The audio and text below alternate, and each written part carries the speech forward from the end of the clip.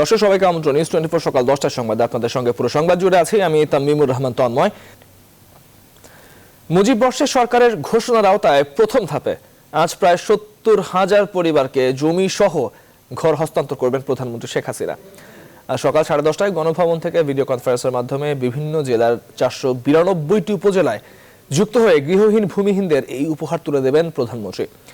এর মধ্যে 66,189টি ভূমিহীন গৃহহীন পরিবারকে 2% খাস জমির মালিকানা দিয়ে বিনা পয়সায় 2 কক্ষ বিশিষ্ট ঘর মুজিব বর্ষের উপহার হিসেবে প্রধানমন্ত্রী প্রদান করবেন।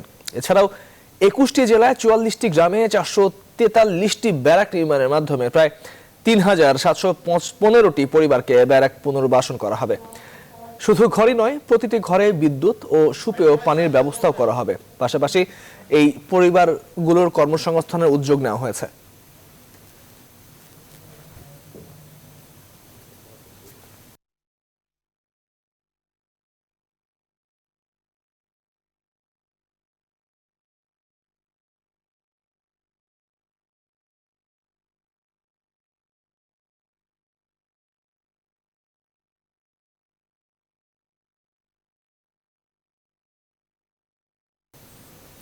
দর্শক, প্রধানমন্ত্রীর উপহারের ঘর তৈরি আছে বাগেরহাট, সাতক্ষীরা সহ দেশের বিভিন্ন জেলায়।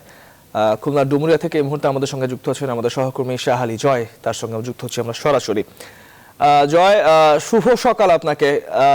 বেশ বড় একটি প্রজেক্ট, বেশ বড় একটি উদ্যোগ সরকারের, প্রায় 70,000 পরিবারের কাছে বাড়ি হস্তান্তর করা হচ্ছে। তো আজকের প্রস্তুতি কেমন দেখছেন, আর কিছুক্ষণ পরে হস্তান্তর করা হবে এই বাড়িগুলো?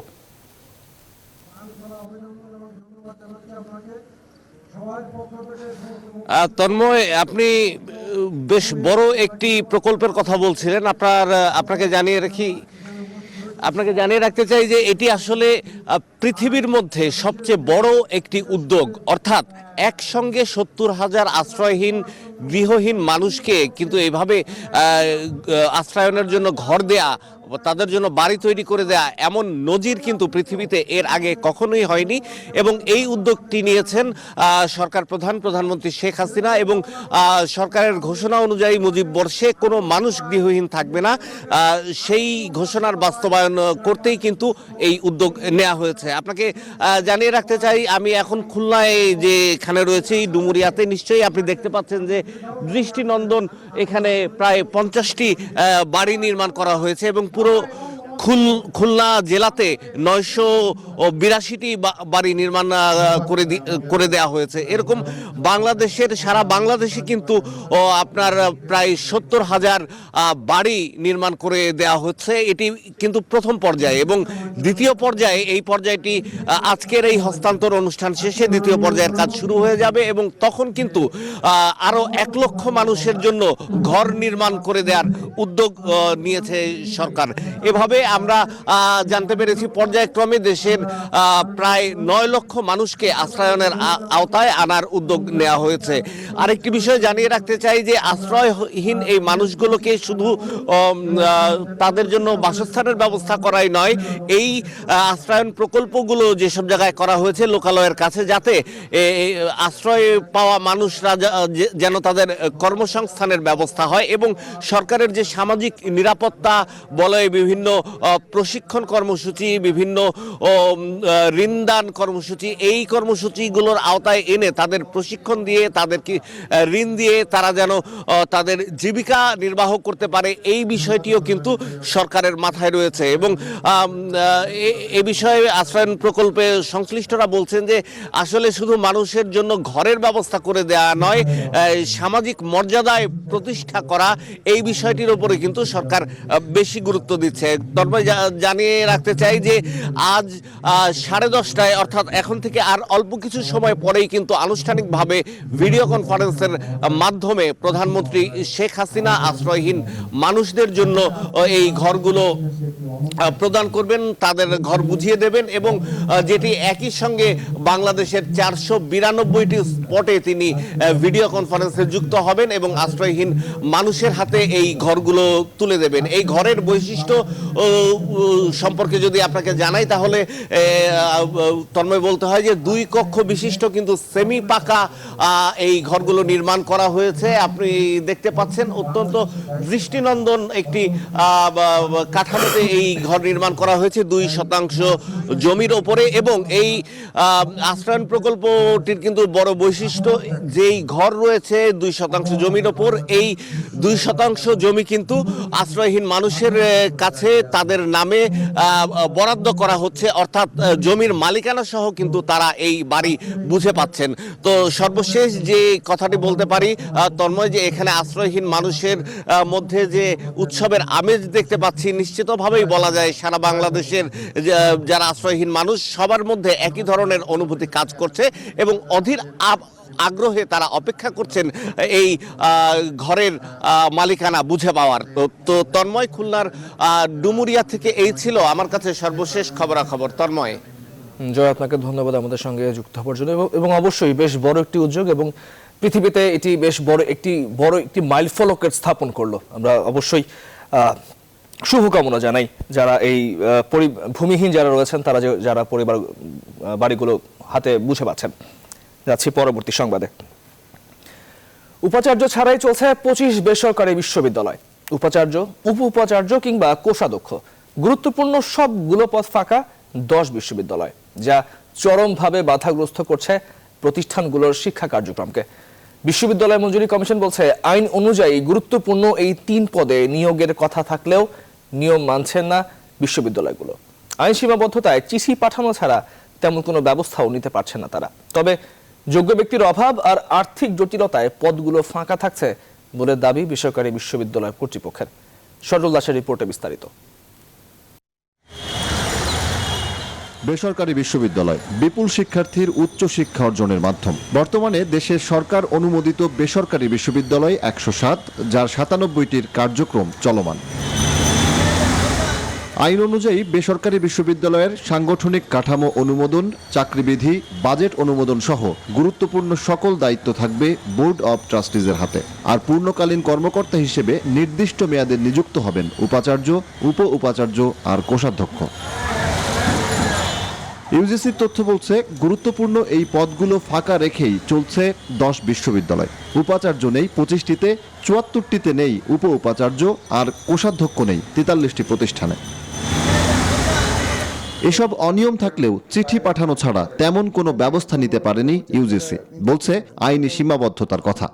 Vice chancellor, pro vice chancellor, treasurer নিয়োগ তারা দিতে আগ্রহী না। ট্রাস্টি বোর্ডের মেম্বাররাই ওইসব পদে অনেক সময় ভারপ্রাপ্ত হিসেবে কাজ করেন, করে তাদের যে কর্তৃত্ব সেটা বজায় রাখতে চান। যে অ্যাক্ট আছে সেখানে এখন বিভিন্ন কৌশলে বিভিন্ন অনিয়ম করা হয়। যোগ্য ব্যক্তির অভাব আর আর্থিক সীমাবদ্ধতার কথা বলছে বেসরকারি বিশ্ববিদ্যালয় কর্তৃপক্ষ। আর্থিক অবস্থা এরকম চলতেছে, ছাত্র নাই, অর্থ নাই, সেখানে যেরকম মুশকিল চালানো, আবার এট দ্য সেম টাইম এই 3 জনকে সম্মানের 3 জন টিচার পাওয়াটা মুশকিল। গুরুত্বপূর্ণ পদগুলো ফাঁকা থাকায় বিশ্ববিদ্যালয়ের শিক্ষা কার্যক্রম ক্ষতিগ্রস্ত হচ্ছে বলে মত শিক্ষাবিদদের। ফাঁক ফোকর দিয়ে এই যারা প্রতিষ্ঠা করে, যারা বিনিয়োগটা করেন, তারা আবার এখান থেকে ফায়দা লোটার চেষ্টা করে। সরকারের যে নিয়ম নীতি আছে সেখানে আরো কড়াকড়ি আরোপ করা দরকার। ইউনিভার্সিটিগুলি প্যানেল সাবমিট করে থাকে, তাইলে অতি সত্বর যোগ্য ব্যক্তিকে নিয়োগ দেওয়ার পদক্ষেপ নেওয়া উচিত। ভাইস চ্যান্সেলর এবং প্রো ভাইস চ্যান্সেলরের পদ খালি থাকলে বিশ্ববিদ্যালয়ের কার্যক্রম দারুণভাবে ব্যাহত হয়। প্রেক্ষাপট যেমনই হোক, ক্ষতির মধ্যে পড়বেন শিক্ষার্থীরাই। উচ্চশিক্ষা যেন কোনোভাবেই ব্যবসার মাধ্যম হয়ে না ওঠে, সেদিকেও নজর রাখতে বলছেন শিক্ষা সংশ্লিষ্টরা। সজল দাস, নিউজ 24, ঢাকা। জানুয়ারির প্রায় প্রতিদিনই বায়ু দূষণের শীর্ষে রাজধানী ঢাকা। বাতাসের মান যাচাইকারী আন্তর্জাতিক সংস্থার জরিপ দিয়েছে এমন তথ্য। গবেষণা বলছে 2016 সাল থেকে বেড়েই চলেছে রাজধানীর বায়ু দূষণ। এতে ভোগান্তি বেড়েছে নগরবাসীর। বিশেষজ্ঞরা বলছেন, আদালতের নির্দেশনা সত্ত্বেও বায়ু দূষণ রোধে কার্যকর কোনো পদক্ষেপ নেই দায়িত্বপ্রাপ্তদের। এখনই পদক্ষেপ না নিলে বড় ক্ষতির শঙ্কার কথাও বলছেন তারা। প্লাবন রহমানের রিপোর্টে বিস্তারিত। দেখে মনে হতে পারে কুয়াশাচ্ছন্ন পরিবেশ, কিন্তু আসল বাস্তবতা ধুলাবালির কারণেই এমন অবস্থা। রাজধানী ঢাকায় দিন দিন এমন দূষণ বাড়ছেই। রাস্তার পাশের বিভিন্ন সেবা সংস্থার তার কিংবা গাছগাছালির পাতায় বলে দিচ্ছে কতটা দূষণের মধ্য দিয়ে যাচ্ছে এই মহানগর, যাতে নানাভাবে ক্ষতিগ্রস্ত হচ্ছেন নগরবাসী। ধুলাবালি তো প্রচুর ধুলাবালি হয়, কুয়াশার মতো টাকা একবার অন্ধকার থাকবেন না। মানুষের চুল, মাথা, মুখ একদম সাদা হয়ে যায়। চুল দাড়ি সাদা কে? ধুলার জন্য নাকি? ধুলের জন্যই তো রাস্তায় ধুলাবালি অবস্থা হয়ে গেছে। নভেম্বর থেকে ফেব্রুয়ারি বছরের এই 4 মাস বায়ু দূষণ সবচেয়ে বেশি থাকে ঢাকায়। তবে চলতি জানুয়ারিতে মাত্রা ছাড়াচ্ছে দূষণ। যুক্তরাষ্ট্র ভিত্তিক বিশ্বের বায়ুমান যাচাই বিষয়ক প্রযুক্তি প্রতিষ্ঠান এয়ার ভিজুয়ালের বায়ুমান সূচক বলছে, গেল সপ্তাহে প্রত্যেক দিন কোনো না কোনো সময় দূষণে 1 নম্বরে ছিল ঢাকা। দূষণ মাত্রার সূচক উঠেছিল 326। এমন মাত্রাতিরিক্ত ধুলোবালি দূষণের মধ্যে জীবন চলছে ঢাকাবাসীর, যা বেড়েই চলেছে প্রতিনিয়ত। বায়ু দূষণের মাত্রা এত বেশি যে তাকে দুর্যোগপূর্ণ বলছে আন্তর্জাতিক সংস্থা, কিন্তু এমন বার্তাও যেন কানে ঢুকছে না কর্তা ব্যক্তিদের। বায়ু দূষণ রোধে কার্যকর কোনো পদক্ষেপই দেখছেন না বিশ্লেষকরা।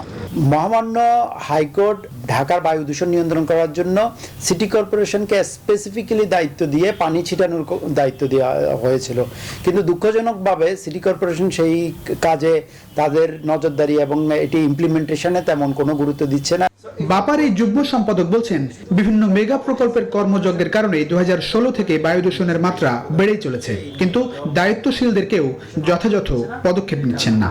Metro rail, elevated express highway, এরকম বড় প্রকল্পগুলো রাজধানীতে যখন কাজ শুরু করে তখন থেকে কিন্তু এই দূষণের পরিমাণটা বাড়লো। যে কোনো বড় প্রকল্পে 1.5 থেকে 2% বাজেট বরাদ্দ থাকে পরিবেশগত দিকগুলোকে নিয়ন্ত্রণ করার জন্য, দূষণ নিয়ন্ত্রণ করার জন্য, কিন্তু এই বড় প্রকল্পগুলো সামাও এগুলো ওভারলুক করছে। বায়ু দূষণের জন্য চিহ্নিত করা হচ্ছে 20টি কারণ, যার মধ্যে উল্লেখযোগ্য বড় বড় উন্নয়ন প্রকল্প, ইটভাটা, সেবা সংস্থাগুলোর নির্মাণ কাজ ও রাস্তা খোঁড়াখুড়ি এবং ফিটনেসবিহীন পরিবহনের ক্ষতিকর ধোঁয়া। একই সঙ্গে অপরিকল্পিত ঢাকায় দূষিত বায়ু বের হওয়ার পথ বন্ধ। এজন্য এখনই কার্যকর পদক্ষেপ না নিলে সামনে আরো ভয়াবহ সংকট অপেক্ষা করছে বলেই সতর্ক করছেন বিশ্লেষকরা। প্লাবন রহমান, নিউজ 24, ঢাকা। এবার ভ্যাকসিন প্রসঙ্গ। মহামারী করোনার প্রাদুর্ভাব কমাতে ভ্যাকসিন দেওয়ার পূর্ণ প্রস্তুতি রয়েছে পুরো দেশে। চলতি সপ্তাহে উদ্বোধন হবে টিকাদান কর্মসূচির, আর ফেব্রুয়ারি থেকে শুরু হবে গণটিকাদান কর্মসূচির। এসব তথ্য নিশ্চিত করেছেন স্বাস্থ্য সচিব আব্দুল মান্নান। আগামী 6 মাসে সেরামের 3 কোটি ডোজ টিকা পৌঁছবে বাংলাদেশে। অন্তর বিশ্বাস জানাচ্ছেন বিস্তারিত।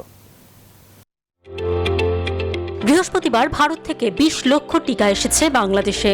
25 বা 26 তারিখ আরও টিকা আসবে বলে জানিয়েছে স্বাস্থ্য অধিদপ্তর। সুষ্ঠুভাবে টিকাদান সম্পন্ন করতে এরই মধ্যে টিকা বিষয়ক প্রশিক্ষণ দেওয়া হয়েছে সিভিল সার্জনদের। পরিকল্পনা অনুযায়ী দেশের 80% মানুষকে টিকা দেওয়ার কথা সরকারের। চলতি সপ্তাহেই টিকা দেওয়ার উদ্বোধন হবে রাজধানীর একটি ডেডিকেটেড করোনা হাসপাতালে। উদ্বোধনীটা করার চেষ্টা করছি, যেদিনে যে উদ্বোধন করা, আশা করি এই সপ্তাহে, এই যে রোববার থেকে প্রথম দিন সরাসরি করোনা আক্রান্ত রোগীদের স্বাস্থ্য সেবায় যুক্ত স্বাস্থ্যকর্মীদের টিকা দেওয়া হবে। তালিকায় থাকবে বিভিন্ন শ্রেণী পেশার বেশ কয়েকজনও। প্রথম পর্যায়ে 3% মানুষকে টিকা দেওয়ার সিদ্ধান্ত নিয়েছে স্বাস্থ্য মন্ত্রণালয়। প্রাথমিকভাবে 400 থেকে 600 জনকে টিকা দেওয়ার পরে তাদেরকে পর্যবেক্ষণে রাখা হবে। প্রায় 7000-এর বেশি কিন্তু সেন্টার করা হবে। সেখানে কিন্তু স্বাস্থ্যকর্মীদের পাশাপাশি বা ভলান্টিয়ার যারা থাকবে তাদের পাশাপাশি একটা মেডিকেল টিমও থাকবে। যদি কোনো পার্শ্ব প্রতিক্রিয়া হয় তাহলে তাৎক্ষণিকভাবে যেন চিকিৎসার সুযোগ সুবিধা থাকে সেটাও কিন্তু ব্যবস্থা করা হচ্ছে। এরপর শুরু হবে গণটিকা কর্মসূচি। খসড়া পরিকল্পনা অনুযায়ী 5টি ধাপে প্রায় 13 কোটি মানুষকে টিকা দেওয়া হবে। দুভাগে ভাগ করা হবে। একটাতে 400 থেকে 500 হবেন না চিকিৎসার সাথে সংশ্লিষ্ট স্বাস্থ্যকর্মীরা, আর সমাজের বিশিষ্ট ব্যক্তিরা এবং আমাদের প্রায়োরিটি লিস্টে যারা আছেন সেখান থেকে রিপ্রেজেন্টেটিভ মানুষজনকে দিয়ে প্রথম শুরু করা হবে। ফেব্রুয়ারির 8 তারিখ থেকে এখন পর্যন্ত সেটাই সিদ্ধান্ত আছে, সারা দেশে একযোগে সরকারি সকল হাসপাতালে টিকা কার্যক্রম শুরু হবে। স্বাস্থ্য অধিদপ্তর বলছে পরবর্তী 6 মাসে মোট 3 কোটি ডোজ টিকা সিরাম ইনস্টিটিউট থেকে আসবে। একই সাথে টিকা আসবে কোভ্যাক্স থেকেও। দেশের সকল মানুষই টিকার আওতায় আসবে বলে জানিয়েছে সরকার। এছাড়াও বঙ্গবন্ধু শেখ মুজিব মেডিকেল বিশ্ববিদ্যালয় কর্তৃপক্ষ জানিয়েছে খুব শীঘ্রই ট্রায়াল হবে চীন থেকে আসা ভ্যাকসিনেরও। অন্তরা বিশ্বাস, নিউজ 24, ঢাকা। স্বাস্থ্যবিধি মেনে 4 ফেব্রুয়ারি থেকে শিক্ষা প্রতিষ্ঠান খুলে দিতে সার্বিক প্রস্তুতি নেওয়ার নির্দেশনা দিয়েছে মাধ্যমিক ও উচ্চশিক্ষা অধিদপ্তর মাওসি। তবে স্বাস্থ্যবিধি মেনে ক্লাস নেওয়া হবে শিক্ষার্থীদের আংশিক উপস্থিতিতে। এক্ষেত্রে অগ্রাধিকার দেওয়া হবে এসএসসি ও এইচএসসি শিক্ষার্থীদের। পরবর্তীতে ধাপে ধাপে অন্যান্য শ্রেণীরও ক্লাস শুরু হবে। এসএসসি ও এইচএসসির বিজ্ঞান, বাণিজ্য ও মানবিক বিভাগের মধ্যে এক বিভাগের শিক্ষার্থীদের ক্লাস হবে প্রতিদিন। এর আগে এমন নির্দেশনা দিয়ে ক্লাস রুটিন তৈরি করতে শিক্ষা প্রতিষ্ঠানগুলোকে বলে মাওসি।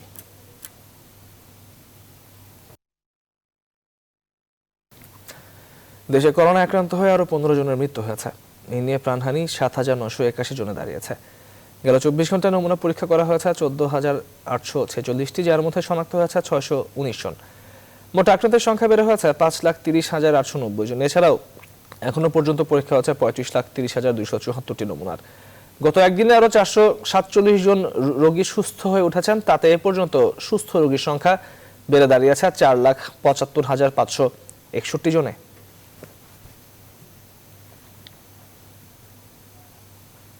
এবারে চট্টগ্রাম সিটি নির্বাচনের খবর। আচরণবিধি লঙ্ঘন করে ক্ষমতাসীন দলের এমপি ও মন্ত্রীরা চট্টগ্রাম সিটি নির্বাচনকে প্রভাবিত করছেন বলে অভিযোগ করেছেন বিএনপির মেয়র প্রার্থী ডক্টর শাহাদাত হোসেন। গেল দিন সকালে নগরীর রাহাতার পুল বাকলিয়ায় গণসংযোগকালে সাংবাদিকদের কাছে তিনি এমন অভিযোগ তুলে ধরেন। বলেন, ভোট ছাড়াই জয়ী হতে বিএনপি নেতাকর্মীদের গ্রেপ্তার ও হয়রানি করা হচ্ছে। যদিও অভিযোগ অস্বীকার করেছেন আওয়ামী লীগের মেয়র প্রার্থী রেজাউল করিম। তিনি বলছেন, অভিযোগ করা বিএনপির অভ্যাসে পরিণত হয়েছে। ধানের শীষের প্রার্থী তথ্য প্রমাণ ছাড়াই মিথ্যা ও বানোয়াট অভিযোগ করছেন বলেও মত তার। সকালে বদ্দারহাটে নির্বাচনী প্রচারণায় অংশ নিয়ে সব কথা বলেন রেজাউল করিম।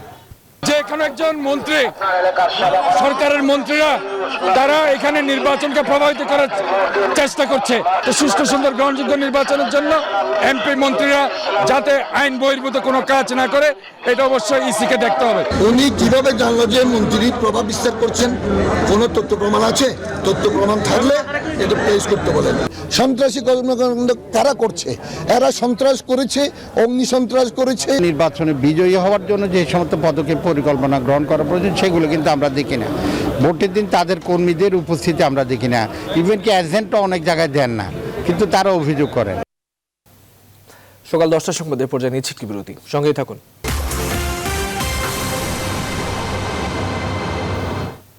দর্শক, বিরতির পর স্বাগত আরও একবার। আপনারা দেখছেন নিউজ 24 সকাল 10টার সংবাদ।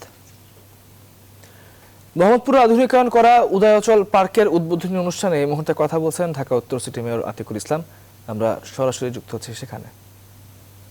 এলাকাকে নিয়ে রাষ্ট্রন এবং সেই এলাকার সংরক্ষিত আসনের মহিলা কাউন্সিলর আমার ছোট বোন সাথী সহ আমি দেখতে পাচ্ছি যে আমাদের পিডি ডক্টর তারিক এবং আমাদের এই কাজ যারা করেছেন সকলে উপস্থিত আছেন। এবং আমি তানিম ভাইকেও দেখতে পাচ্ছি আমার সামনে, আমার আরেক কাউন্সিলর, মহিলা কাউন্সিলর সহ বিভিন্ন আওয়ামী লীগ এবং আওয়ামী লীগ সহ সকল অঙ্গ সংগঠনের সবাইকে জানাই এই সকালের শুভেচ্ছা, শুভ সকাল। এবং সাংবাদিক প্রিয় ভাই ও বোনেরা,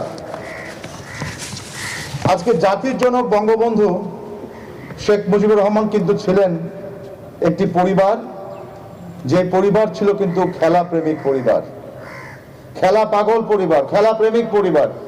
সেই যে পরিবারের জাতির জনক থাকে খেলা পরিবার, অবশ্যই আমাদের সিটি কর্পোরেশন থেকে উচিত যতটুকু সম্ভব এই খেলাধুলার জন্য সর্বত্র শহরে যেন ছড়িয়ে দিতে পারি, এই অঙ্গীকার নিয়ে কাজ করছে ঢাকা উত্তর সিটি কর্পোরেশন। তারই ফসল হিসাবে আমরা আপনাদেরকে আজকে উপহার দিচ্ছি এই পার্কটি। দর্শক, মোহাম্মদপুরের উদয়াচল পার্কের উদ্বোধনী অনুষ্ঠানে কথা বলছিলেন উত্তর সিটির মেয়র আতিকুল ইসলাম। আমরা সরাসরি যুক্ত হয়েছিলাম সেখানে। উন্নয়ন প্রকল্পে বারবার সময় ক্ষেপণ আর ব্যয় বৃদ্ধি যেন নিয়মিত ঘটনা এখন। তবে দ্বিতীয় কাজপুর মেঘনা গোমতী সেতু প্রকল্পে তা তো হয়নি, বরং খরচ কম লেগেছে প্রায় 1,500 কোটি টাকা। পরিকল্পনা মন্ত্রী বলছেন, এমন প্রকল্পকে উদাহরণ ধরে অন্য প্রকল্পেও খরচ ও সময় বাঁচাতে বাড়তি নজর রয়েছে সরকারের। সুলতান আহমেদের প্রেস রিপোর্ট। এক সময়ের যানজটের কেন্দ্রবিন্দু কাঁচপুর ব্রিজ এখন স্বস্তির জায়গা। কাঁচপুর দ্বিতীয় সেতু হওয়ার পরই পাল্টে গেছে পুরো প্রেক্ষাপট। নতুন ব্রিজ দিয়ে রাজধানী থেকে বের হওয়া পুরনোটি ব্যবহার হচ্ছে রাজধানীতে প্রবেশের জন্য। সব মিলে চিরচেনা যানজট এখন খুঁজে পাওয়া দায় অন্যতম ব্যস্ত এই সড়কে। সামনে এগিয়ে একই চিত্র দ্বিতীয় মেঘনা কিংবা গোমতী সেতুতেও। নতুন আরেকটি করে ব্রিজ হওয়ায় কমে গেছে যানজট। আর এই প্রকল্পে সরকারের বরাদ্দ ছিল ৮,৪৮৭ কোটি টাকা। অনেকটা অবিশ্বাস্য হলেও সত্য এই যে এই প্রকল্পে খরচ হয়েছে ৭,০২২ কোটি টাকা, অর্থাৎ ব্যয় সাশ্রয় হয়েছে ১,৪৬৫ কোটি টাকা। ফিজিক্যাল কন্টিনজেন্সিতে আমাদের খরচ কম হয়েছে। প্রাইস কন্টিনজেন্সি যেটা ধরা থাকে যে মূল্য বেড়ে যেতে পারে, সেরকমটি এখানে হয়নি। তাছাড়া সিডি ভ্যাট খাতেও একটা উল্লেখযোগ্য ৭৭ কোটি টাকা সিডি ভ্যাট খাতে আমাদের কম লেগেছে। প্রকল্পে জাপানের আন্তর্জাতিক সংস্থা জাইকার ঋণ বরাদ্দ ছিল ৬,৪৩০ কোটি টাকা আর সরকারের ২,০৫৭ কোটি। ব্যয় কমে আসায় ঋণ নেওয়া সাশ্রয় হবে ৭১৬ কোটি। এছাড়া সরকারের খরচও কমেছে ৭৪৮ কোটি টাকা। সবাইকে দেখিয়ে দেওয়া উচিত যে এই ধরনের কাজ করলে পরে আমরা অন্যদের আমরা পুরস্কৃত করব, এবং প্রজেক্ট রিভিশনের যে একটা কালচার হয়ে গেছে এবং প্রজেক্ট ব্যয়কে ২-৩ গুণ বাড়িয়ে দেওয়ার একটা প্রবণতা আছে, সেই জিনিসটা থেকে বিরত রাখার জন্য সর্বাত্মক প্রচেষ্টা সরকারকে নিতে হবে। প্রধানমন্ত্রীও তাগিদ দিয়েছেন প্রকল্পে খরচ ও সময় সাশ্রয় করতে। পরিকল্পনা মন্ত্রী বলছেন অন্যান্য প্রকল্পেও নজরদারি রয়েছে তাদের। প্রচেষ্টা চালিয়ে যাচ্ছি যাতে কাজ দ্রুততম সময়ে করা যায় এবং কষ্ট আরো রিজনেবল বা যুক্তিসঙ্গত করা যায়। তো আশা করছি এর ফলে একটা ভালো প্রভাব পড়বে এবং আগামীতে খুব শীঘ্রই কম সময়ের মধ্যে আমরা অন্যান্য চলমান প্রকল্পের ইতিবাচক প্রভাব দেখতে পাবো। তবে সাশ্রয় হওয়া টাকা কোথায় ব্যয় হবে তা এখনো চূড়ান্ত হয়নি বলে জানান সংশ্লিষ্টরা। ঢাকা চট্টগ্রাম মহাসড়কে চলাচলকারী মানুষদেরকে স্বস্তি দিয়েছে এই দ্বিতীয় কাঁচপুর মেঘনা গোমতী নদীর উপর নির্মিত সেতু। ঠিক তেমনিভাবে ১,৫০০ কোটি টাকা ব্যয় কমিয়ে তৈরি করেছে নতুন উদাহরণ। সামনের দিনে অন্যান্য প্রকল্প সংশ্লিষ্টদের জন্য এটি হতে পারে নতুন এক উদাহরণ। সুলতান আহমেদ, নিউজ 24, দাউদকান্দি, কুমিল্লা। দর্শক, সংবাদের রিপোর্ট জানিয়েছে আরো একটি বিরতি, সঙ্গেই থাকুন।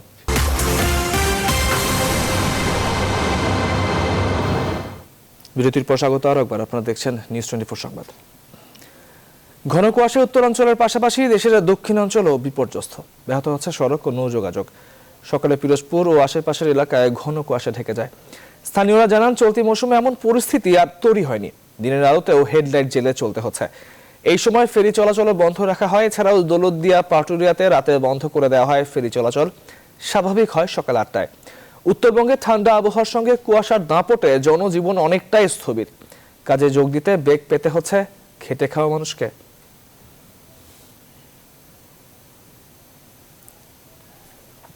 দর্শক, সার্বিক পরিস্থিতি জানাতে আমাদের সঙ্গে দিনাজপুর থেকে যুক্ত হচ্ছেন সহকর্মী ফখরুল হাসান পলাশ।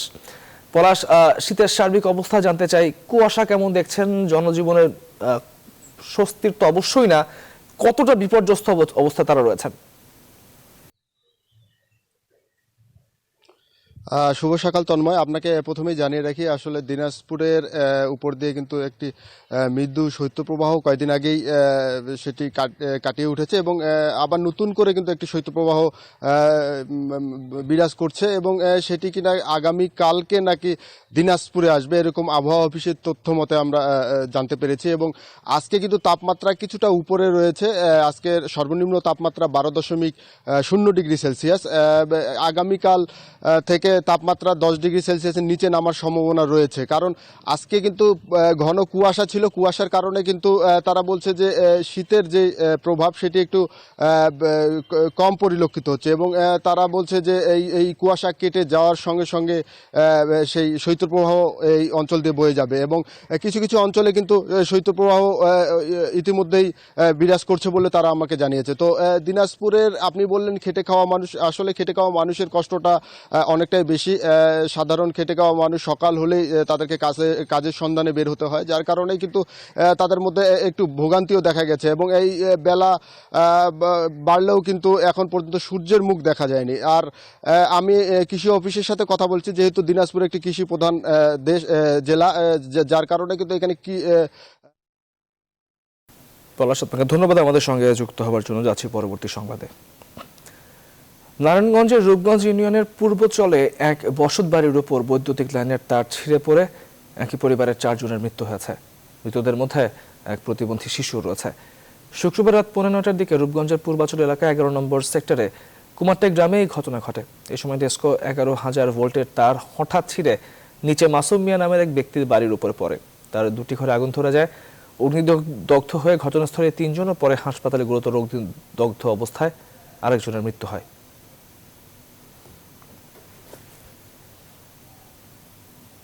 সংবাদের পর্যায়ে নিচ্ছে আরো একটি বিরতি, সঙ্গেই থাকুন।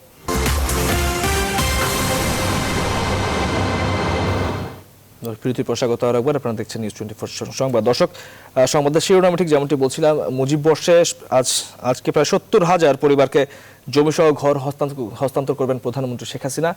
এই মুহূর্তে গণভবন থেকে ভার্চুয়ালি যুক্ত আছেন তিনি, আমরা সরাসরি যুক্ত হচ্ছি সেখানে। তিনি শুরু করেছিলেন এবং এদেশের মানুষ নদী ভাঙায় ক্ষতিগ্রস্ত হয়, নানাভাবে সামাজিক কারণে ক্ষতিগ্রস্ত হয়, দারিদ্র্যের কারণে নিজের ভিটামাটি বিক্রি করে একেবারে শূন্য হাতে রাস্তায় বের হয়। এইভাবে মানুষগুলি মানবিত জীবনযাপন করে। তিনি স্বাধীনতার পরপরই কিন্তু গৃহহারা মানুষের ঘর দেবার জন্য গুচ্ছগ্রাম পরিকল্পনা হাতে নেন এবং তিনি নিজে সেই নোয়াখালী চর অঞ্চলে যান এবং সেখানে এই গুচ্ছগ্রাম প্রকল্প তিনি উদ্বোধন ভিত্তিপ্রস্তর স্থাপন করে আসেন এবং পরবর্তীতে আমাদের কৃষিমন্ত্রী আব্দুর রহমান নেবাদ সাহেব যে এটা উদ্বোধন করেন এবং মানুষের হাতে ঘরগুলি তুলে দেন। এই যে সাধারণ মানুষ যারা ঘর বাড়ি নেই তাদেরকে ঘর করে দেওয়ার যে চিন্তাটা, এটা কিন্তু তিনি করেছেন।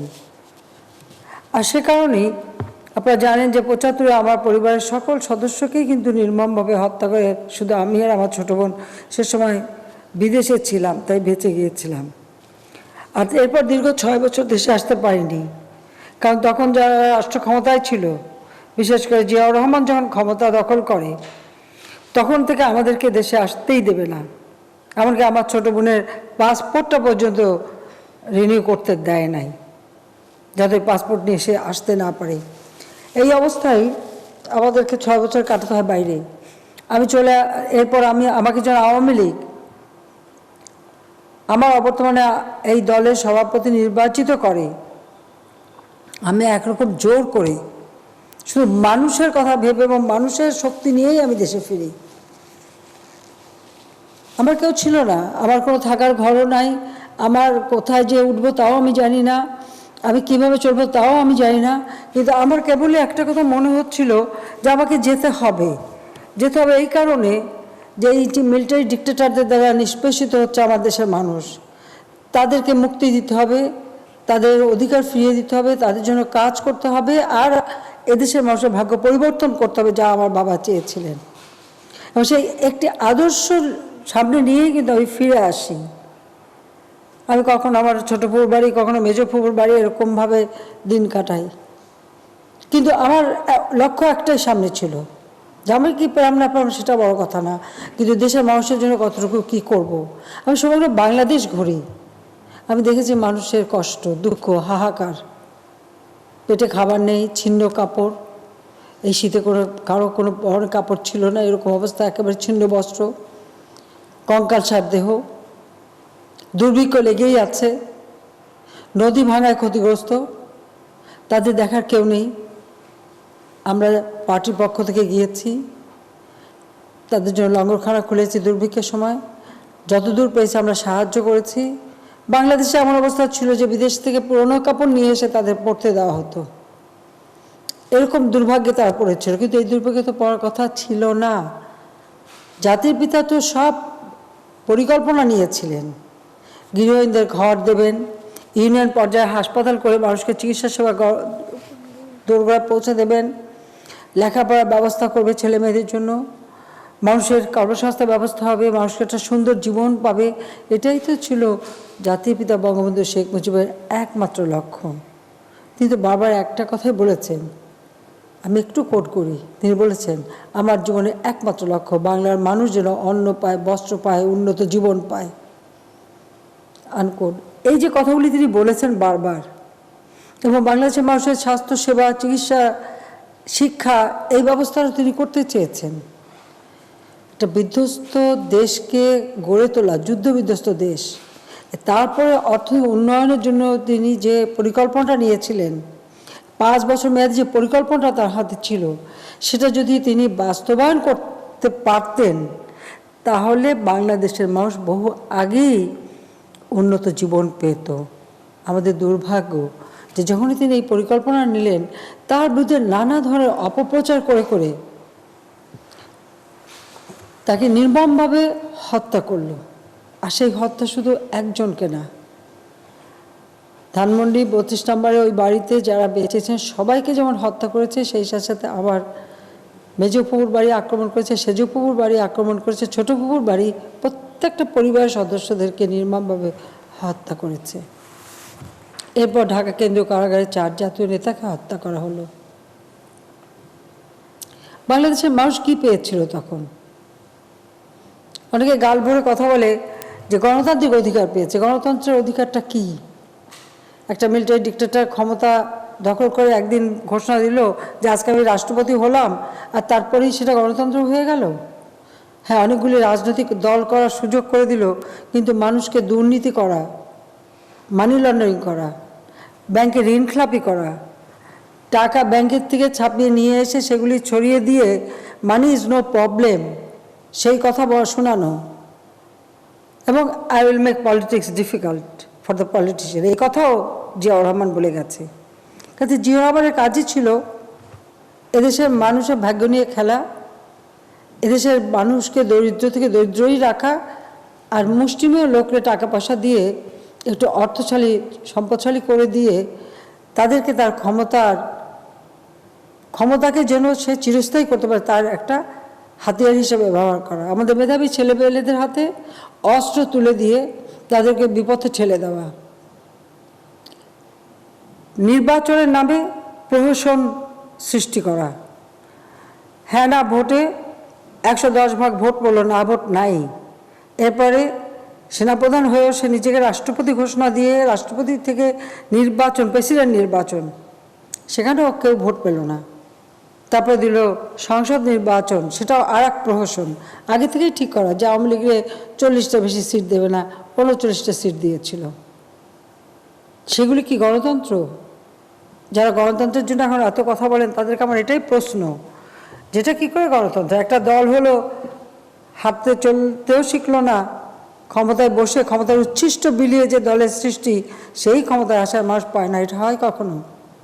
তো বাংলাদেশে এই ধরনেরই একটা, আমি বলবো যে সম্পূর্ণ মানুষকে কিভাবে শোষণ করা যায়, মানুষকে কিভাবে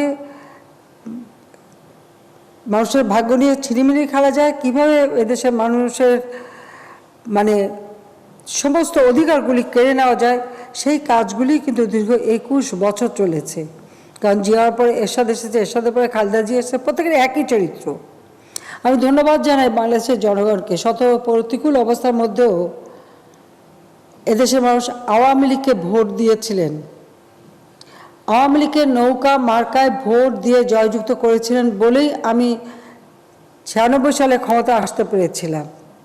নৌকার জয় হয়েছিল জনগণের আন্দোলনের ফসল হিসেবে। জনগণই সংগ্রাম করে, আন্দোলন করে ভোট চুরির অপরাধে খালেদা জিয়াকে ক্ষমতা থেকে সরিয়েছিল 96 সালে 15 ফেব্রুয়ারি ভোটারবিহীন ইলেকশন করার কারণে। এরপর 12 জুন যে নির্বাচন হয় 96 সালে, আওয়ামী লীগ সরকার গঠন করে। এবং আমি সরকার গঠন করি, আমাদের লক্ষ্য ছিল সব থেকে আগে যেটা আমাদের কাছে অগ্রাধিকার, সেটা এদেশের খেটে খাওয়া মানুষ, গরিব মানুষ, গ্রামের একেবারে প্রত্যন্ত অঞ্চলে পড়ে থাকা মানুষ, তাদের ভাগ্য পরিবর্তন করা এবং বাংলাদেশকে দারিদ্র্যমুক্ত করা। আমরা বয়স্ক ভাতা, বিধবা ভাতা দেওয়া শুরু করলাম, স্বামী পরিত্যক্তদের ভাতা দেওয়া শুরু করলাম, কমিউনিটি ক্লিনিক করে চিকিৎসা সেবা মানুষের দোরগোড়ায় পৌঁছে দিয়ে বিনা পয়সায় ওষুধ দেওয়ার ব্যবস্থা করলাম। স্কুল ছাড়া বাংলাদেশে স্কুল তৈরি করা, শিক্ষার ব্যবস্থা ছেলেমেয়েদের জন্য করা, বিনা পয়সায় বই দেওয়া, ছোট ছোট শিশুদের যাতে তারা স্কুলে যেতে পারে, প্রতি 2 কিলোমিটারের মধ্যে একটা করে স্কুল করা, নানাভাবে আমরা এই প্রচেষ্টা চালালাম। বয়স্কদের শিক্ষার ব্যবস্থা করলাম, নিরক্ষরতামুক্ত বাংলাদেশ গড়ে তুলব, সেই লক্ষ্য সামনে নিয়ে এই নিরক্ষরতামুক্ত বাংলাদেশ গড়ে তোলা প্রকল্প বাস্তবায়ন শুরু করলাম। আবার সাক্ষরতার হার বাড়ালাম। মোবাইল ফোন আমরা সকলের মাঝে হাতে যাতে পৌঁছায় তার ব্যবস্থা করলাম, কম্পিউটার শিক্ষার ব্যবস্থা করলাম, বিজ্ঞান শিক্ষার ব্যবস্থা করলাম, গবেষণার উপর গুরুত্ব দিলাম।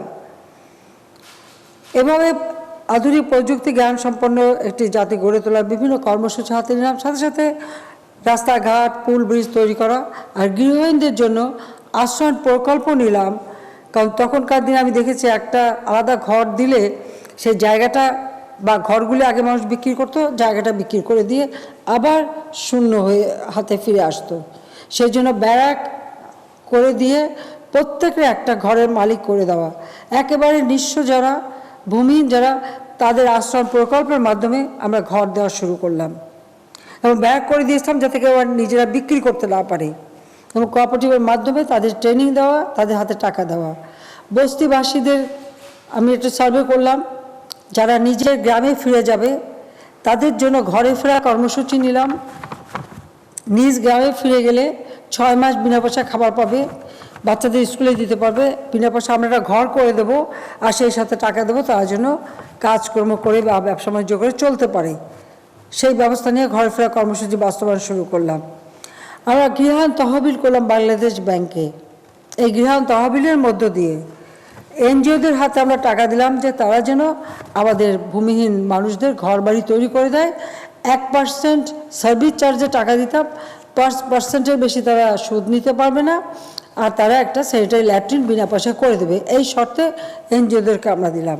প্রায় 28,000 পরিবার এই ঘর পেয়েছিল, প্রায় 20,000 মতো বস্তিবাসী নিজ গ্রামে ফিরে গিয়েছিল, এবং প্রায় 18,000 কমিউনিটি ক্লিনিকের মধ্যে আমরা 11,000 বিল্ডিং তৈরি করলাম, 4,000 আমরা চালু করে দিলাম। আমাদের দুর্ভাগ্য 2001-এ ক্ষমতা আসতে পারিনি, খালেদা জিয়া এসে এই কাজগুলি প্রায় বন্ধ করে দিল। তারপরে আর সাথে সাথে আরেকটা নিলাম যে প্রত্যেকের বাড়িতে জমি আছে বা একটু ডোবা আছে, তারা যেন নিজেরা নিজেদের বাড়িতে কিছু উৎপাদন করতে পারে, আর্থিক সচ্ছলতা পায়, অর্থাৎ আমার বাড়ি আমার খামার। সে প্রকল্প আমরা বাস্তবায়ন শুরু করলাম। যাদের জমি আছে বা ভিটা আছে তাদেরকে এনজিওর মাধ্যমে ঘর করে দেওয়া, আর যাদের কিচ্ছু নাই তাদেরকে সরকারিভাবে ঘর করে দেওয়া। এবং আমাদের সেনাবাহিনীর উপরে দায়িত্ব দিয়েছিলাম এই আশ্রয় প্রকল্প বাস্তবায়ন করা, এবং আমাদের প্রশাসন জমি দিত, তদারকি করতো, আর তাছাড়া আমাদের সমাজ কল্যাণ মন্ত্রণালয়, যুব মন্ত্রণালয়, বিভিন্ন মন্ত্রণালয় তাদেরকে ট্রেনিং দেওয়া এবং তারা যেন নিজের কাজ করতে পারে সেই ব্যবস্থা আমরা করেছিলাম। এই প্রকল্পগুলিও এক এক নষ্ট করে দিয়েছিল বিএনপি সরকার ক্ষমতা থাকতে। 2001 থেকে 2006 পর্যন্ত তারা যখন ক্ষমতায় ছিল। 2001 থেকে 2008 আমাদের জন্য সত্যি আর একটা অন্ধকার যুগ, জঙ্গিবাদ, সন্ত্রাস সে সময় সৃষ্টি হলো, যার জন্য ইমার্জেন্সি ঘোষণা হলো, বন্দী হয়ে গেলাম আমি। তারপরেও আমি আশা ছাড়িনি যে আল্লাহ একদিন সময় দেবে, এদেশের মানুষের জন্য কাজ করতে পারবো। 2008-এর নির্বাচন, বাংলাদেশের মানুষ আওয়ামী লীগকে নৌকা মার্কায় ভোট দিল। এই নৌকা মার্কায় ভোট পেয়েছিলাম বলেই জয়ী হলাম, সরকার গঠন করলাম 2009, আবার আমাদের প্রকল্পগুলি বাস্তবায়ন শুরু করলাম। আজকে আমরা যে পদক্ষেপ নিয়েছি, আমরা জাতির পিতার জন্ম শতবার্ষিকী উদযাপন করছি 2020 সালে থেকে, আর 2021 আমাদের স্বাধীনতার সুবর্ণ জয়ন্তী, অর্থাৎ 50 বছর পূর্তি। জাতির পিতার জন্ম শতবার্ষিকী অর্থাৎ জাতির পিতার জন্মের শতবর্ষ আর স্বাধীনতার 50 বর্ষ আমরা একই সাথে পালন করে যাচ্ছি।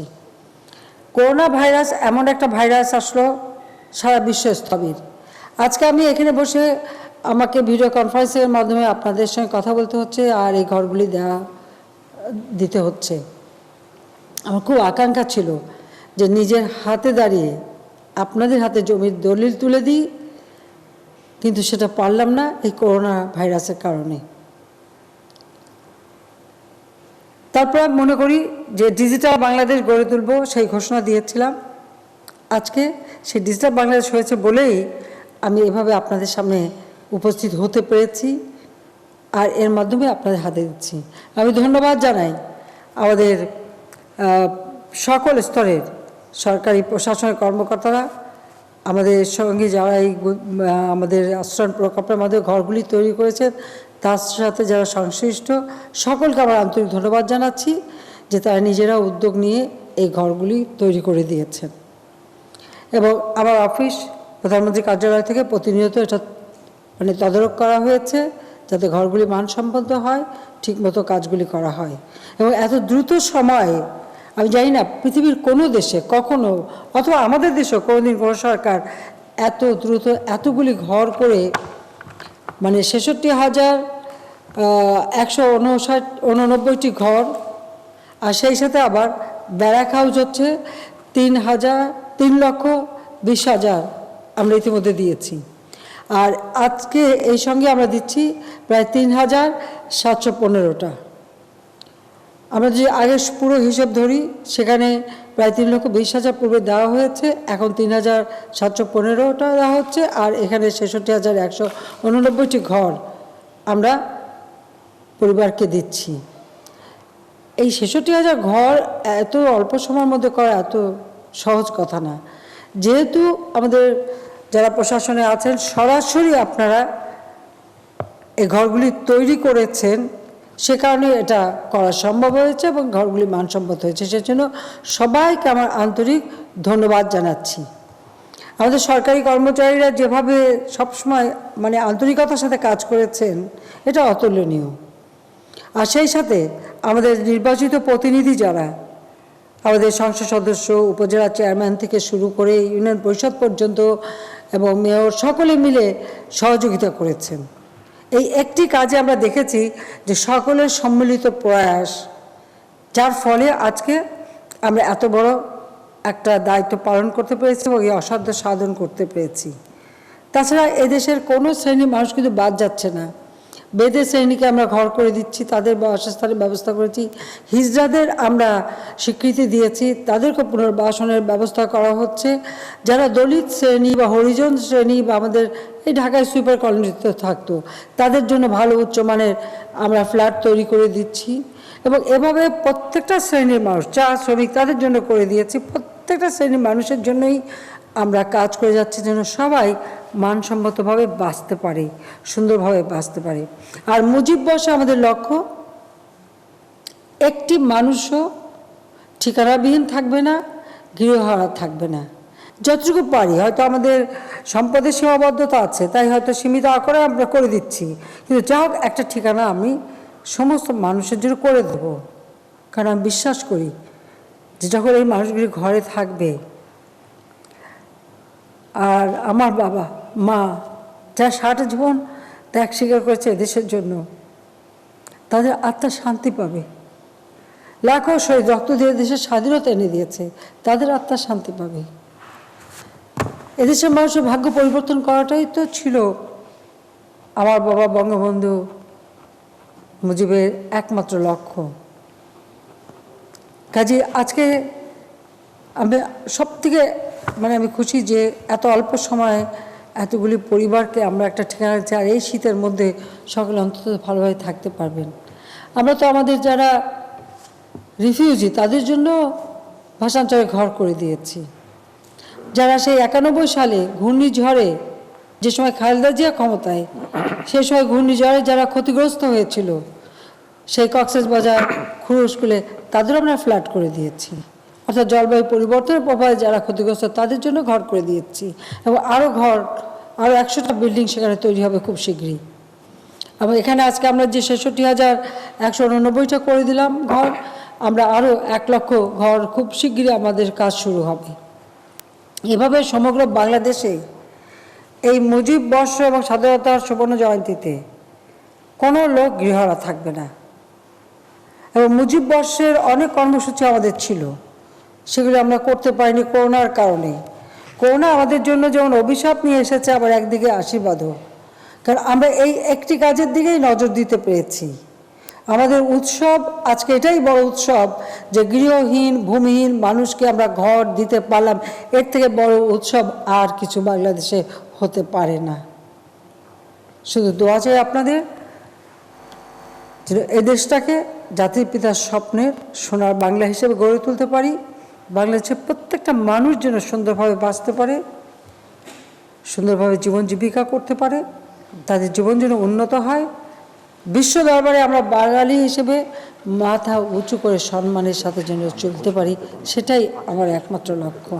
তো সবাইকে আমার আন্তরিক ধন্যবাদ জানাচ্ছি এবং সেই সাথে এই প্রকল্প আমি উদ্বোধন ঘোষণা করছি। জয় বাংলা, জয় বঙ্গবন্ধু, বাংলাদেশ চিরজীবী হোক। আর সেই সাথে আমি অনুরোধ করব, যেহেতু আমি এখানে উপস্থিত নিজে সরাসরি থাকতে পারলাম না, তো আজকে সারা বাংলাদেশেই এই আশ্রয় দুয়ারের মাধ্যমে ঘর নির্মাণ হয়েছে, সেই ঘরগুলি যাতে দেওয়া হয়, আমি সকল উপজেলা পর্যায়ে উপস্থিত মাননীয় মন্ত্রী, প্রতিমন্ত্রী, উপমন্ত্রী, সংসদ সদস্য, বিভাগীয় কমিশনার, জেলা প্রশাসক, উপজেলা পরিষদ চেয়ারম্যান, উপজেলা নির্বাহী অফিসারগণকে উপকারভোগীগণের নিকট একক গৃহের কবুলিয়ত দলিল, নামজারি খাতিয়ান, ডিসিআর ও গৃহ প্রদান সনদ হস্তান্তরের জন্য অনুরোধ জানাচ্ছি। আপনাদেরকে অনুমতি দিচ্ছি, আপনারাই আমার পক্ষ থেকে সব গৃহহীন মানুষকে তাদের দলিল হস্তান্তর করে দেন। সবাইকে ধন্যবাদ। জয় বাংলা, জয় বঙ্গবন্ধু, বাংলাদেশ চিরজীবী হোক।